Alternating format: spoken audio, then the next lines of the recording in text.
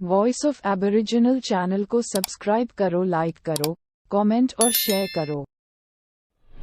जल जंगल जमीन आदिवासियों के अधिकार, उनके मुद्दों को लेकर के काफ़ी बातों को उनके पटलों पर रखता हूँ। मुझे कभी कभी अमेरिका जाना होता है, न्यूयॉर्क जाना होता है, कभी मुझको यूरोप जाना होता है, जेनेवा या पेरिस हो गया, या फिर कभी एशिया के प्रदेशों में थाईलैंड में जाना हो रहा है, या मलेशिया, इंडोनेशिया, ऐसी जगहों पर जहाँ जहाँ पर संयुक्त राष्ट्र के पटल है, जहाँ जहाँ पर संयुक्त राष्ट्र के संस्थानें हैं, तो वहाँ पर 50 देशों, लगभग एशिया में 39 देश हैं, लगभग 50 देशों की बातों को रखता हूँ।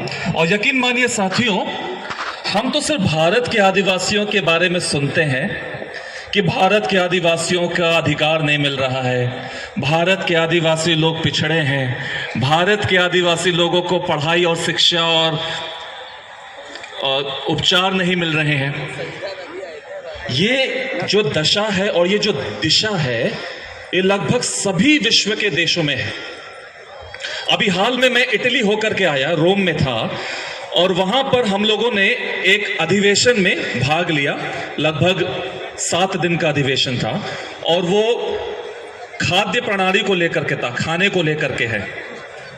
और वहां पर ये बातें की चर्चाएं हुई कि आदिवासियों का जो खाना होता है, भोजन होता है, वो आज का जो मॉडर्न, जो आज का जो विकसित समाज का जो भोजन है, उससे काफी अलग होता है। उदाहरण के तौर पर अगर आज हम बाजार में देखें तो हद से हद, ज्यादा से ज्यादा 4 या 5 या 8 प्रकार के चावल मिलेंगे। हम छत्तीसगढ़ में जाएं तो वहां पर 1000 से ज्यादा वैरायटी के चावल वहां पर उपस्थित है। और जब हम बात करें कि पूरा विश्व आज रागी को लेकर के आगे बढ़ रहा है, तो रागी जो मिलेट है, इसको तो हम आदिवासी लोग बचपन से ही, जब पैदा होते हैं तब से ही खाते चले आ रहे हैं। तो इस तरह की बहुत सारी बातों की चर्चाएं होती हैं। जो आदिवासी समाज पहले से जो करता आ रहा है, वो आज ये युग, ये आज संसार अब उस चीज को अपना रहा है। और संयुक्त राष्ट्र भी आज ये बोल रहा है, खुल करके ऐलान कर रहा है कि अगर पर्यावरण को बचाना है, अगर जीवन को बचाना है, अगर पृथ्वी को बचाना है, तो आदिवासी से सीखो। केवल आदिवासी ही है जो पर्यावरण, भोजन और जीवन के संरक्षण कर सकता है।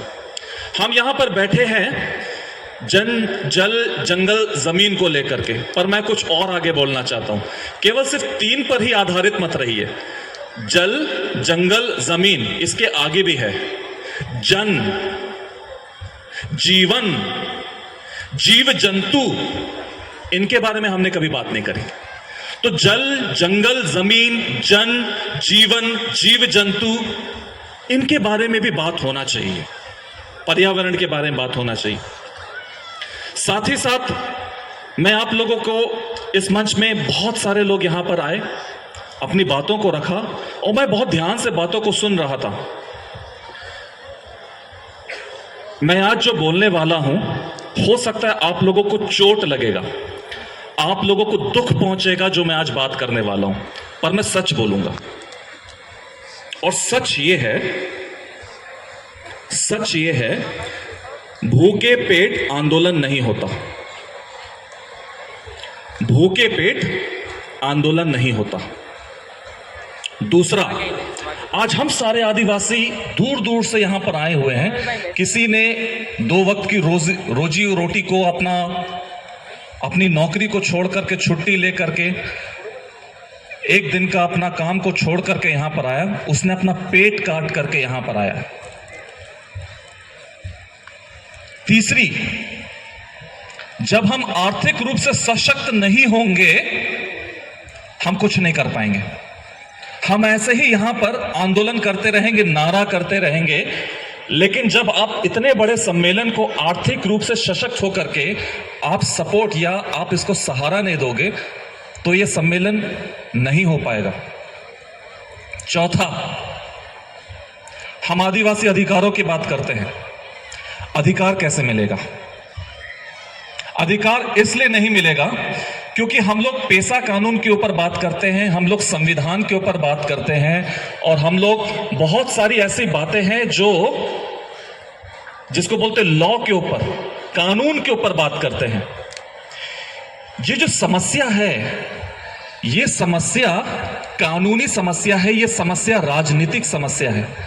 आप मुझे ये बताइए, पेशा कानून बनाने के लिए, संविधान बनाने के लिए, ये सब कानून ही तो है, पार्लियामेंट में बनता है। हमारे अगर जनप्रतिनिधि उस कानून को बनाने के लिए सक्षम नहीं होंगे तो हमारे लिए वो कानून बनेगा ही नहीं।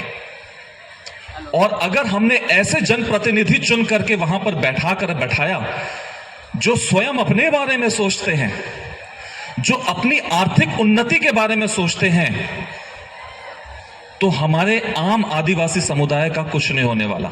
एक छोटा सा उदाहरण देता हूं। हमारे जितने भी जल जंगल जमीन है, ज्यादातर हमारा माइनिंग जिसको बोलते हैं हम लोग, जहां से हम लोग कोयला निकालते हैं, जहां से हमारी खदानें होती हैं, कितने लोगों को पता है कि उन खदानों में से कितना रुपया एक नेता को या एक बिजनेस वालों को जाता है? चलिए मैं आज आंकड़ों में बात करता हूं। आंकड़ों में बात यह करता हूं, जब हम कोयले के खदान से कोयला सप्लाई करते हैं, आंकड़ों के हिसाब से एक शिप का कंटेनर, यानी कि एक शिप में लगभग 1 लाख मेट्रिक टन कोयला आता है। 1 लाख मेट्रिक टन कोयला जब हम उसको बेचते हैं बाजार में, उसका भाव लगभग $35 से लेकर के $50। इसका मतलब ये हुआ, उस 50 को अगर मैं लगभग 80 से गुणा कर दूं, 1 मेट्रिक टन लगभग 4,000 से 5,000 रुपया में बिकता है। तो 1 लाख मेट्रिक टन कितने में बिकेगा? आंकड़ों में मल्टीप्लाई कर दीजिए। अब उसमें जो कमीशन मिलता है राजनेताओं को, चाहे बिजनेस को, लगभग $5 प्रति मेट्रिक टन। तो 1 लाख मेट्रिक टन बिका तो $5 लाख उनको एक लगभग कमीशन आता है। $5 लाख का मतलब कितना होता है आप लोग को पता है? 4 करोड़। मैं ये सब क्यों बोल रहा हूं? क्योंकि मैं खुद व्यवसाय करवाता हूं, मुझे पता है उन गणितों के बारे में।